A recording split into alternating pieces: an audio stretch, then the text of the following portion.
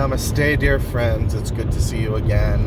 I have been quite lax on making videos these days. I've just been quite busy at work, and I'm trying to find that balance again.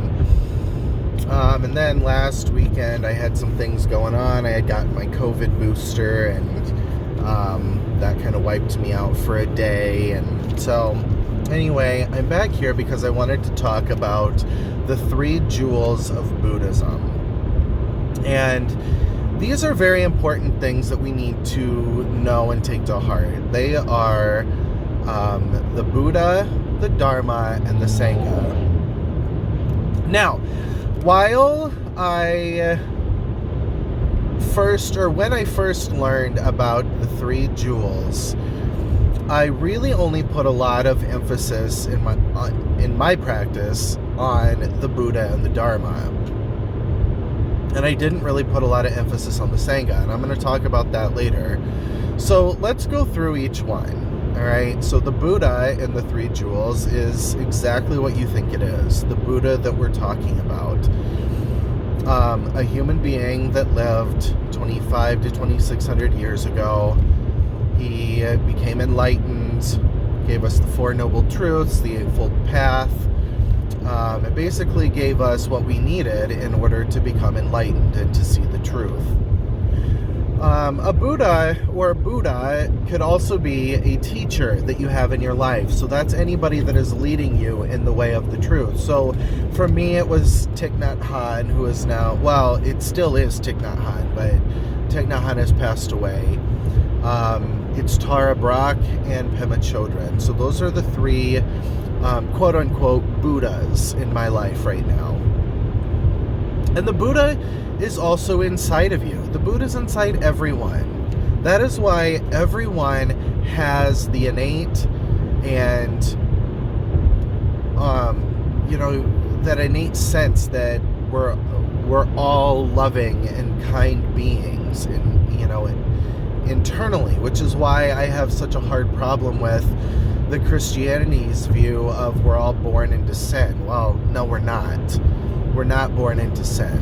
That's not, it's not the truth. We are not all born bad people needing to be saved, right? We all have this innate loving kindness within us. And what we have to do is use the 3 jewels, the 4 Noble Truths, and the Eightfold Path to find that, to go deeper within us and find the Buddha that's within us. Tara Brach talks a lot about a statue of a Buddha that was covered in clay, and there was a crack that started appearing in the clay, and the monks looked in the crack one night. They used like a flashlight, whatever, to look through the cracks, and they realized that underneath the clay was this golden Buddha. And they realized that monks, years prior to them finding this, actually covered a solid gold Buddha with this clay to protect the gold and the statue from invading armies and anything that would happen to want to destroy the temple and take this. And so Tara Brach talks a lot about how that golden Buddha is inside of all of us, and all of this stuff on the outside, this shame and guilt and anger, and all of that is the clay that we need to keep chipping away at until we find this Buddha within us. So the Buddha in the 3 jewels is talking about the Buddha himself and all of his teachings, the Buddha within our teachers, and the Buddha within ourselves. Now, the Dharma. The Dharma is talking about the teachings of the Buddha, right? These are the things that we study, that we find solace and sanctuary in, that we try to practice from day to day. And of course we mess up and we make mistakes. We're all human, but little by little we get these teachings to work through us and in our lives. And then the Sangha, which is community. Finding a community of like-minded people that can help you follow the path, stay on the path, grow and heal, because we all have hurts to grow and heal. Now, the Buddha and the Dharma, I think, are the easiest ones, right? Because the Buddha is a person that we look up to because he gave us these things, not as a god, but as the great teacher, let's say. And the other teachers that give us those Dharma talks that help continue to lead us on the path of Buddhism. And the Dharma, of course, is, using the teachings of the Buddha to change our lives, to help us grow spiritually, to heal emotionally. And, and that can be anything. In Mahayana, it's the Diamond Sutra and the Heart Sutra. In Nichiren Buddhism, it's the Lotus Sutra, and Nam-myoho Renge Kyo. So these are, this is the Dharma. These, whichever sect or faith or lane or school of Buddhism that you follow has their own sutras or scriptures that they use in their practice. And then there's the Sangha. Now, this is the one that's really hard for me, or had been hard for a long time, because I tend to be a very private person. Unless I trust you and I know you, and I know that you're not going to use what I tell you against me and any of that stuff, I'm not going to be very open. I tend to be a very private person. Now, the reason for that is because growing up, even though I did have privacy, I also had a person in my life that that didn't respect the boundaries of privacy very well. For example, this person would, look over my shoulder when I was on the computer. She would constantly go through the computer history to see what we all in our family, all of us, were looking up. Or I just remember, one of the most egregious ones was when I was living at home and I had been called for jury duty to the federal court, which was odd because I never really hear anybody getting chosen for that, I guess. And, it's always just where I live. It's always been you get picked for jury duty and it's in the county or whatever that you are registered in. And so anyway, I got I was chosen for federal court, right? And so, of course, this person who I was living with at the time would get the mail. I got the mail. I looked through it. Oh, it's jury duty. Well, that's unfortunate. And so it was sitting on my desk and, in my bedroom. And I just remember coming around the corner and this person was just leaving my bedroom. And I know that they were looking at this jury summons. And because it was sitting right on top of my desk and I had just gotten it that day and it was already open. So, this person didn't open my mail, but they definitely crossed a boundary that shouldn't have been crossed. And for this and a lot of other reasons, I just tend to be a very private person, because of these things that happened. And so when it came to Sangha, I'm like, do I really need one? And the truth is, yes, you do need one. You need to find a Sangha that you can trust, that makes you feel like you belong, that makes you feel safe, comfortable enough that you can be vulnerable with them. And my journey with that,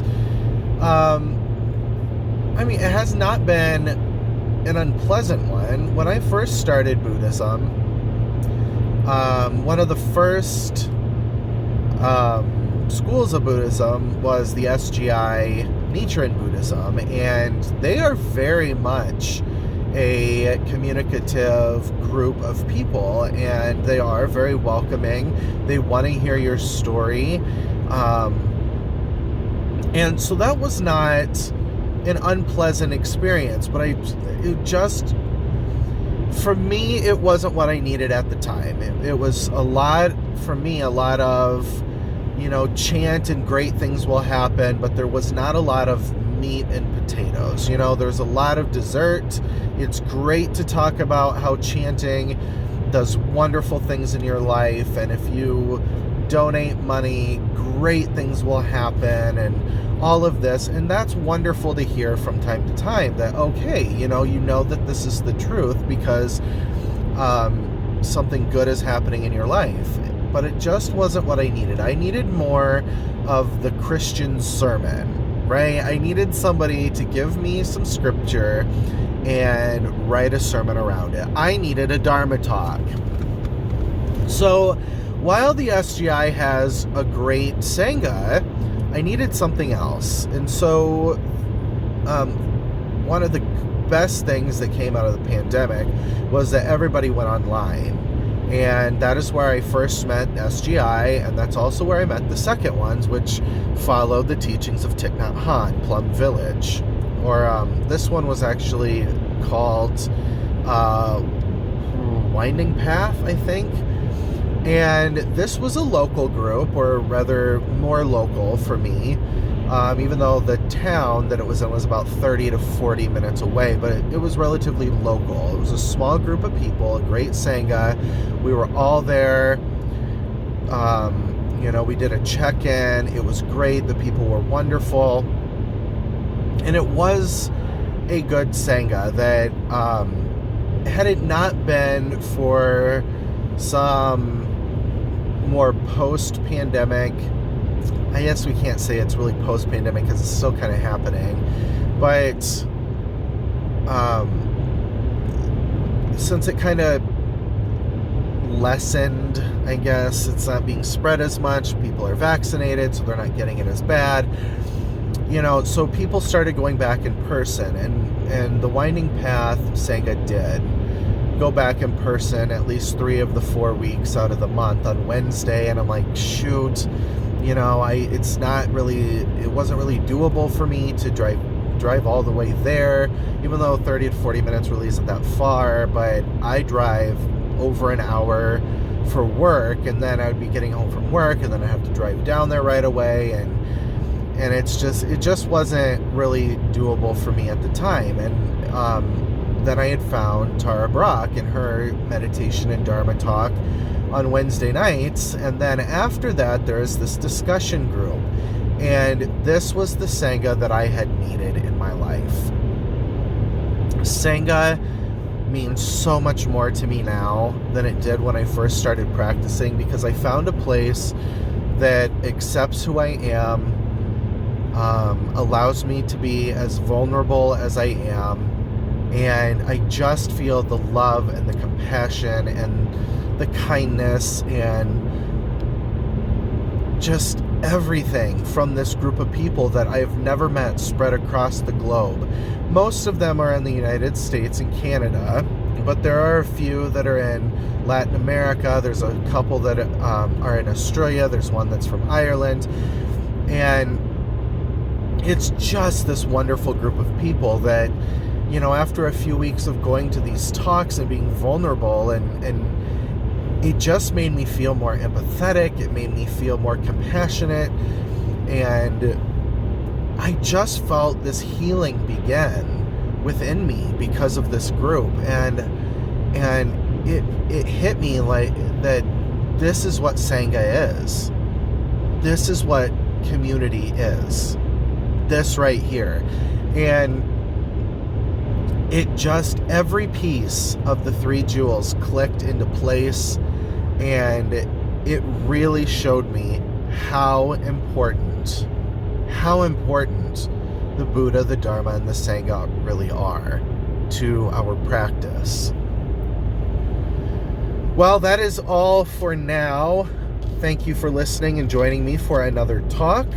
If you have any questions or comments, you can leave them below.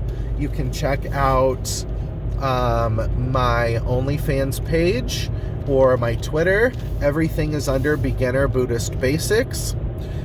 So you can leave comments anywhere of those, or you can email me at beginnerbuddhistbasics@gmail.com. I would really love to hear your stories about Sangha or anything dealing with the 3 jewels. Thank you all for being here. You're all great. I love you all. Namaste.